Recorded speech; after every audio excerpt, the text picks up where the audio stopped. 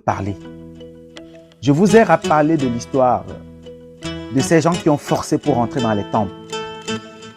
Et je faisais plutôt allusion aux Assyriens qui étaient avant les Perses, n'est-ce pas, qui ont attaqué l'Égypte avant les Perses vers le 8e siècle. Mais ils ont été chassés par les Perses. Et ici, nous découvrons que les Perses aussi ont forcé l'entrée et profané l'intérieur des retraites sacrées dont nous avons parlé. Donc vous comprenez que tous ces peuples-là ont profané les temples. Ils ont profané les temples. Ils ont profané les temples sacrés. Et ce n'est pas terminé. Aujourd'hui encore, ils le font. Ils ne savent pas quelle est la malédiction qu'ils vont écoper. En tout cas, poursuivons. Leur cupidité n'a épargné ni les catacombes royales, ni les catacombes du peuple.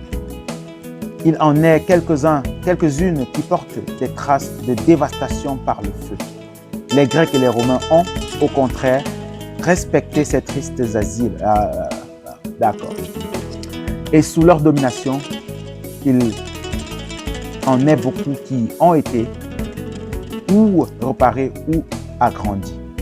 Bien, ça c'est une marmaille, hein, parce que nous savons tous que les Romains ont détruit la bibliothèque d'Alexandrie.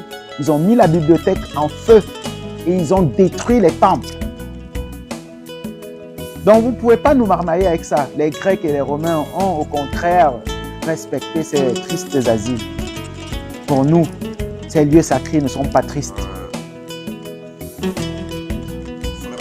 Oui, Fred, tu veux dire quelque chose? Une réflexion. Oui. En fait, la bibliothèque d'Alexandrie, elle a été détruite, oui. Mais les œuvres qui s'y trouvaient n'ont pas été détruites. Elles ont été cachées. Elles ont Absolument. été détournées de leur sens. C'est à Rome. C'est à Rome. Exactement.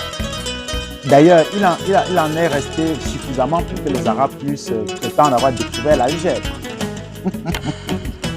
Au 7e siècle.